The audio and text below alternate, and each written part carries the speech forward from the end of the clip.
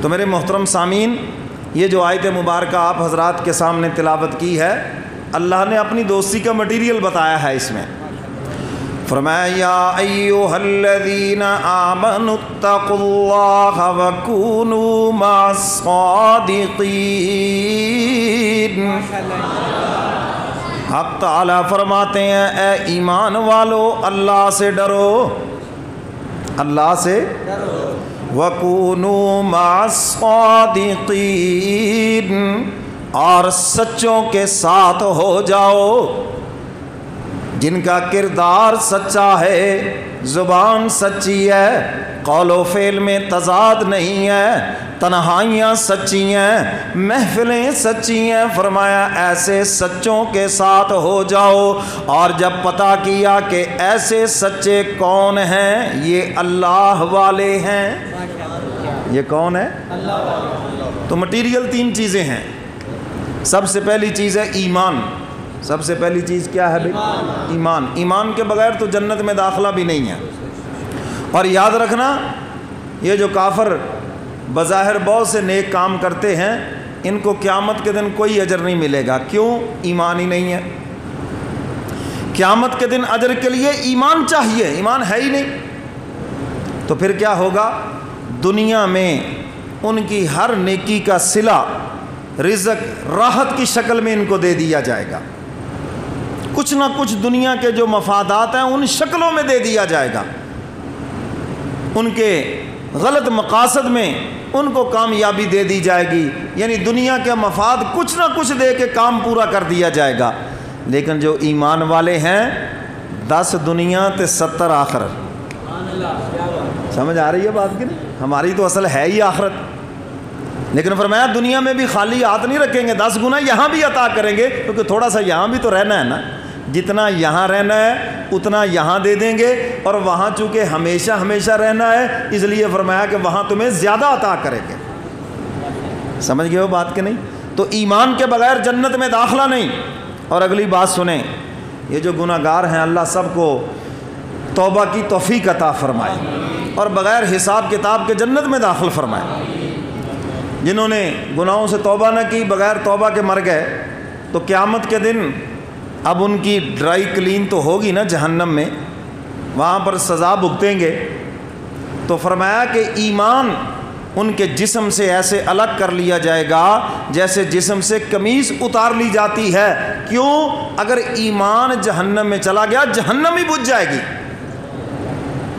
یہ اتنی قیمتی چیز ہے، اور میں اور آپ ٹکے ٹکے پہ بیچ رہے ہوتے ہیں، ماننا ماننا ماننا، 4 آنے پہ ایمان بیچ رہے ہوتے ہیں۔ اتنی قیمتی چیز ہے، اور ٹکے ٹکے پہ کہہ رہے ایمان نہ میں صحیح کہہ رہا ایمان، حالانکہ وہ جھوٹ کہہ رہا ہوتا ہے۔ آپ کو پتہ ہی نہیں ایمان کی قیمت کیا ہے، اور یہ کتنی قیمتی چیز ہے تمہارے پاس۔ کمزور سے کمزور ایمان بھی قیامت کے دن جنت میں داخلے کا سبب بن جائے گا۔ اپنے گناہوں کی سزا بھگتیں گے۔ مسلمان بھی سفارش کر چکے، نیک لوگ بھی سفارش کر چکے، جنتی بھی سفارش کر چکے، حضور علیہ الصلاۃ والسلام نے بھی سفارش فرما دی، لیکن اس کے بعد فرمایا کہ جہنم سے حق تعالیٰ نکالیں گے اور ان کو اپنی شان رحمت سے معاف کریں گے، نہر رضوان میں پھر ان کو غسل دے کر پاکیزہ بنایا جائے گا۔ فرمایا کہ ان کی پیشانی کے اوپر لکھا ہوا ہوگا اتقم من الرحمن، ان کو رحمان نے آزاد کر دیا۔ یعنی کہ اتنی سزا بھگتنے کے بعد وہ بھی ایک دن جنت میں چلے جائیں گے۔ اس وقت کافر کہیں گے ربما یود الذین کفروا لو کانوا مسلمین، کاش ہم ایسے ہی مسلمان ہوتے، چلو ایسے کیسے، کبھی تو جنت میں چلے جاتے۔ تو میرے محترم سامعین، اس ایمان کی حفاظت کرنا یہ بڑی قیمتی چیز ہے آپ کے پاس۔ حدیث مبارکہ سناتا ہوں جس کا مفہوم، فرمایا جب آخری وقت ہوتا ہے نا، اس وقت شیطان فوت شدہ کی شکل میں آتا ہے۔ کسی کی والدہ فوت ہو گئی، اس کی شکل میں آ گیا، کسی کا باپ فوت ہو گیا، اس کی شکل میں آ گیا، کسی کا بھائی، کسی کا دوست، کوئی فوت ہو اس کی شکل میں آ گیا۔ یہ وقت بڑا عجیب ہوتا ہے۔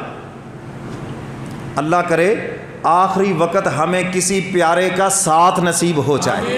اونچی کہو آمین۔ یہ بڑی سعادت کی بات ہے۔ حضور تشریف لے جا رہے تھے، گلی میں دیکھا کہ ایک یہودی پریشان کھڑا ہے۔ حضور نے پوچھا کیسے کھڑے ہو؟ یا رسول اللہ میرا بیٹا زندگی اور موت کی کشمکش میں ہے، آپ دم فرما دیں وہ ٹھیک ہو جائے۔ 14-15 سال اس کی عمر ہے۔ حضور تشریف لے گئے۔ حضور علیہ الصلاۃ والسلام نے جب دیکھا بھی اس کا تو آخری وقت ہے، حضور علیہ الصلاۃ والسلام نے فرمایا بیٹا کلمہ پڑھ لے۔ اب جب کلمے کی بات آئی میری طرف دیکھو، وہ اپنے باپ کی طرف دیکھنے لگا، پڑھنا ہے یا نہیں پڑھنا؟ تو باپ کہنے لگا بیٹا حضور کی بات مان لے، جیسے حضور کہتے ہیں مان لے ان کی بات، شاید تو ٹھیک ہو جائے۔ ہیں اللہ تعالیٰ نے اپنے محبوب کے ہاتھوں میں شفا تو ہے نا، آپ کے لعاب دہن میں شفا ہے، آپ کے پسینے میں شفا ہے، ہیں جی، اور مسلمان کی تو جھوٹ میں بھی شفا ہے۔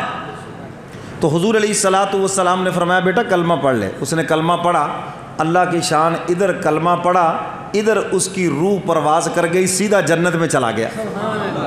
کوئی نماز نہیں پڑھی، کچھ بھی نہیں کیا، جنت میں چلا گیا۔ اور حضور نے صحابہ سے فرمایا میرے صحابہ اگر جنتی کا چہرہ دیکھنا ہے تو اس کا دیکھ لو۔ اب یہ ہے کہ آخری وقت جب کسی پیارے کا ساتھ نصیب ہو جائے، مشہور واقعہ ہے امام رازی رحمۃ اللہ علیہ کا، ہمارے علماء حضرات مدارس میں طلباء کو سناتے ہیں، پڑھاتے ہیں کہ آخری وقت ہے، شیطان آ گیا اور اس نے دلیلیں پیش کی، اللہ ایک ہے۔ کیا دلیل ہے؟ چونکہ ان کو بڑا اپنے علم کے اوپر تھا کہ میں بڑے دلائل رکھتا ہوں اللہ کی وحدانیت کے اوپر، تو دلائل دیے، ہر دلیل وہ توڑتا گیا۔ پھر چونکہ مرشد بھی تھا نا، ایک رابطہ بھی تھا روحانی، تو اللہ تعالیٰ نے بیچ میں پردے ہٹائے اور پھر مرشد نے کیا کہا، اور راضی یہ کیوں کہتے ہو فلاں دلیل فلاں دلیل، یہ کیوں نہیں کہتے میں بغیر دلیل کے اللہ کو ایک مانتا ہوں؟ بس یہ کہنا تھا کہ روح جسم سے پرواز کر کے۔ تو میرے محترم سامعین، میں یہ عرض کر رہا تھا کہ اللہ والوں کا ساتھ اگر آخری وقت نصیب ہو جائے تو یقینی بات ہے خاتمہ بالخیر ہو جاتا ہے۔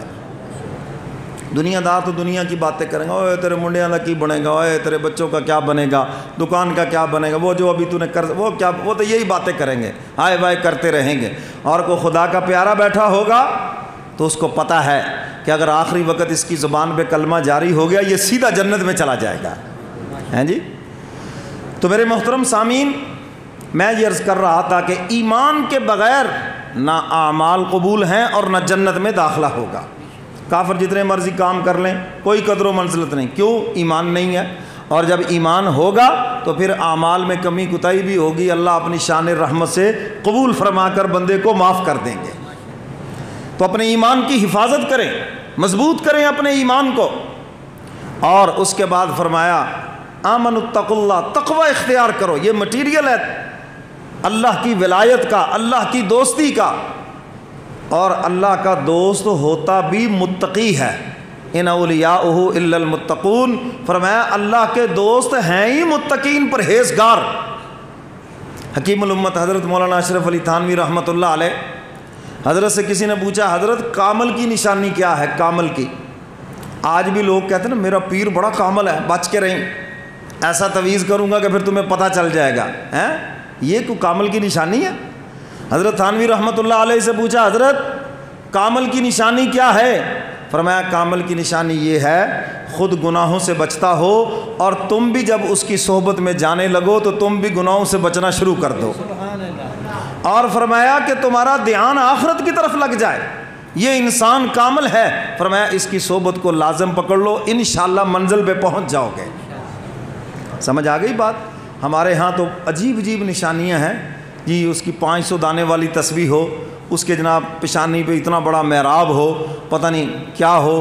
اور میں تو اکثر کہا کرتا ہوں کہ ہم اگر ایک قمیض زیادہ پہن لیں نا، 2 قمیصیں پہن لیں، کہتے جناب کوئی بات ہے، کوئی جناب چیز مل گئی ہے، کوئی معرفت آ گئی ہے ان کے پاس، ہیں جی۔ اور میں نے کہا یہ جاہل لوگ جو جیلی پیر بنے پھرتے ہیں، یہ 3 سگریٹ اکٹھی لگا لینا، لوگ کہتے جناب ولایت مل گئی ہے اس کو، بھئی اس کے ساتھ اس کا کیا تعلق ہے؟ ہاں جی 3 سگریٹیں وہ اکٹھی پی رہا ہے، ہیں جی۔ اگر وہ جناب اپنی قمیض جو ایک ہے وہ بھی اتار دے جی، آدھا ولی ہے، وہ شلوار بھی اتار دے، سارا ہی ولی ہے جی، پہنچی ہوئی ہستی ہے، عجیب عجیب پہنچی ہوئی ہستی ہے یہ۔ تو تو یہ ہم نے معیار مقرر کر رکھے ہیں۔ تو میرے محترم سامعین، اللہ کی دوستی کا معیار تقویٰ ہے۔ تقویٰ گناہوں سے کتنا بچتا ہے، اور جتنا جو گناہوں سے بچتا ہے وہ اتنا ہی اللہ کا ولی ہے، اور اگر وہ گناہوں سے نہیں بچتا، اللہ کی نافرمانی سے نہیں بچتا، ظاہری جو کچھ مرضی نظر آئے، فرمایا وہ خدا کا دوست نہیں ہے۔ آج دنیا میں دوست کی نافرمانی نہیں کرتا۔ حضرت ابراہیم علیہ السلام نے جمعہ کی گفتگو میں نے آپ کے سامنے ان کے واقعات رکھے، کیسی کیسی قربانیاں دے دی، اللہ کا حکم پورا کیا ہے، کیونکہ جو خدا کا دوست ہے وہ خدا کی نافرمانی نہیں کرے گا۔ یہی دوستی کا معیار ہے۔ اور تیسری چیز جو اللہ کی دوستی کا مٹیریل ہے، فرمایا وہ صحبت صالحین ہے، نیکوں کی صحبت۔ جتنی جس کو صحبت میسر ہوگی اتنا ہی رنگ چڑھے گا اس کے اوپر۔ حضرت شاہ حکیم اختر صاحب نور اللہ مرقدہ فرمایا کرتے تھے، فرمایا دیکھو یہ جو مرغی ہے نا، مرغی، یہ انڈوں کو صرف مرغی کی صحبت ملتی ہے تو بچے نکل آتے ہیں۔ وہ کوئی تقریریں نہیں سناتی انڈوں کو، بلکہ صرف اس کی صحبت ملتی ہے۔ تو صحبت سے کیا ہوتا ہے؟ مردہ انڈا زندہ ہو جاتا ہے۔ فرمایا بالکل اسی طرح جب تمہیں کسی اللہ والے کی صحبت مل گئی تو تمہارے مردہ دل بھی زندہ ہو جائیں گے، تمہارے مردہ دل بھی زندہ ہو جائیں گے جس دن تمہیں کسی اللہ والے کی صحبت مل گئی۔ آج کسی کو سمجھائیں، کہیں بھئی کسی اللہ والے سے بیعت ہو جاؤ، بھی جس سے مناسبت ہے، کیونکہ مناسبت شرط ہے، اگر مناسبت کے بغیر بیعت ہوئے تو کوئی فائدہ نہیں ہوگا۔ حضرت شاہ حکیم اختر صاحب بھی اس کی مثال دیتے ہیں، فرمایا دیکھو بھئی کسی کا بلڈ گروپ ملتا ہو تو پھر ہی خون لگ سکتا ہے۔ کسی کو اگر خون کی ضرورت ہو تو آپ اس کو وہی خون لگائیں گے جو اس کا بلڈ گروپ ہے۔ اگر آپ کوئی اور بلڈ گروپ لگا دیں، فرض کریں اس کا اے ہے، آپ اس کا کچھ اور بلڈ گروپ لگا دیں تو فرمایا موت ہو جائے گی، موت، مر جائے گا وہ بندہ۔ تو اسی طرح اگر روحانی بلڈ گروپ نہیں ملتا اور آپ ایسے بندے سے بیعت ہو گئے تو روحانی موت ہو جائے گی۔ اس لیے مناسبت سب سے پہلے ضروری ہے۔ بیعت ہونے میں جلدی نہ کرو، آؤ جاؤ کسی اللہ والے کے پاس جس سے مناسبت، اہل حق کا جو بھی پیر ہے سارے ہی سچے ہیں، اہل حق سے وابستہ ہو بس۔ تو جس سے آپ کی مناسبت ہو جائے، آنا جانا ہو جائے، آپ کو فائدہ نظر آئے، ہاں جی، گناہ کم ہوتے ہوئے نظر آئیں اور آخرت بنتی ہوئی نظر آئے، تو فرمایا اس سے بیعت ہو جو، انشاءاللہ فائدہ ہی فائدہ ہے۔ سنت کے راستے سے آؤ گے تو فائدہ ہی فائدہ ہے۔ تو فرمایا روحانی جس سے تمہارا بلڈ گروپ ملتا ہے اس کے ساتھ فرمایا کہ بیعت ہو جاؤ، اس کے ہاتھ پہ بیعت ہو جاؤ، تو پھر دیکھنا انشاءاللہ العزیز منزل پہ کیسے پہنچتے ہیں۔ تو یہ تین چیزیں ہیں، فرمایا ایمان اور تقویٰ اور صالحین کی صحبت۔ آج ہم صالحین کی صحبت سے بھاگتے ہیں، اللہ اکبر۔ ایک تو قرآن کریم نے یہ قانون دے دیا کہ یہ جو خدا کے پیارے ہیں یہ قیامت تک رہیں گے، اگرچہ تھوڑے ہو جائیں، ورنہ اللہ رب العزت یہ کبھی نہ کہتے کہ نیکوں کی صحبت اختیار کرو، یہ قیامت تک رہیں گے اگرچہ تھوڑے ہو جائیں۔ تو فرمایا جب تلاش کرو گے تو تمہیں مل جائیں گے۔ آج بہت سے لوگ کہتے ہیں جی کیڑا ولی پڑھیے جی، کیڑا بزرگ پڑھیے جی، ہر ادھر ہی ہیں جی، جھوٹے ہی ہیں جی، فلاں ہے فلاں ہے۔ میرے محترم سامعین، ہاں سچا جو مرید ہے وہ جھوٹے پیر سے بھی کچھ نہ کچھ پا جائے گا، اور جو مرید جھوٹا ہے وہ سچے پیر سے بھی کچھ نہیں پائے گا۔ آپ مجھے بتائیں کہ حضور علیہ الصلاۃ والسلام سے بڑا کوئی ہے؟ اور جو منافقین تھے وہ حضور سے بھی کچھ نہ پا سکے، کیونکہ وہ جھوٹے تھے، وہ اندر سے کھوٹے تھے۔ حضور کے پیچھے نمازیں بھی پڑھی، کلمہ بھی پڑھا، حضور کے ساتھ جہاد میں بھی گئے، چونکہ اندر سے کھوٹے تھے انہوں نے حضور سے بھی کچھ نہ پایا۔ حالانکہ قرآن اترتا دیکھا، کتنوں کی بگڑی سنورتی دیکھی، سب کچھ آنکھوں سے دیکھنے کے باوجود چونکہ اندر سے کھوٹے تھے، محروم کے محروم ہی رہ گئے۔ تو اس لیے فرمایا اصل مرید ہے بھی وہ جس کی مراد اللہ ہو۔ جس کی مراد کیا ہو؟ اللہ ہو۔ جس کی مراد کوئی اور ہو وہ بیچارہ ضرورت مند ہے، غرض مند ہے، کسی غرض سے آیا، پوری ہو گئی چلا گیا، غرض پوری ہوتی ہوئی نہ نظر آئی پھر بھی چھوڑ کے چلا گیا۔ فرمایا جس کی مراد اللہ ہے وہ کبھی چھوڑ کر نہیں جائے گا، اس کو نہ سردی لگے گی نہ گرمی لگے گی، نہ اس کے لیے کوئی مشکلات ہیں، نہ اس کے لیے کوئی مسائل ہیں، سب پابندیاں توڑ کر پہنچے گا۔ کیوں؟ اس کی مراد اللہ ہے اور اس نے اللہ کو پانے کے لیے ہر تکلیف کو برداشت کرنا ہی ہے۔ حضرت شاہ حکیم اختر صاحب نور اللہ مرقدہ، حضرت سے کسی نے پوچھا حضرت آج کل مصروفیات بہت ہے، ٹائم تو ہے نہیں ہمارے پاس، تو یہ جو تھوڑا سا ٹائم ہم کسی اللہ والے کے پاس جاتے ہیں تو کیا فائدہ ہوگا؟ تھوڑے سے ٹائم کا کیا فائدہ ہوگا؟ 24 گھنٹے کی زندگی تو گناہوں میں گزر رہی ہے، بازار میں بیٹھے ہیں، بد نظری ہے، جھوٹ ہے، طوفان ہے، پتہ نہیں کیا سے کیا کچھ ہے، جہاں بھی جاتے ہیں گناہوں کے انبار ہیں، تو تھوڑی سی دیر کے لیے اگر کسی اللہ والے کے پاس چلے بھی گئے تو کیا ملے گا؟ حضرت مسکرا کے فرمانے لگے پھر بھی جنت ملے گی انشاءاللہ، پھر بھی کیا ملے گا؟ اچھا میں پہلے آپ کو صحابہ کے ایک دو واقعات سناتا ہوں۔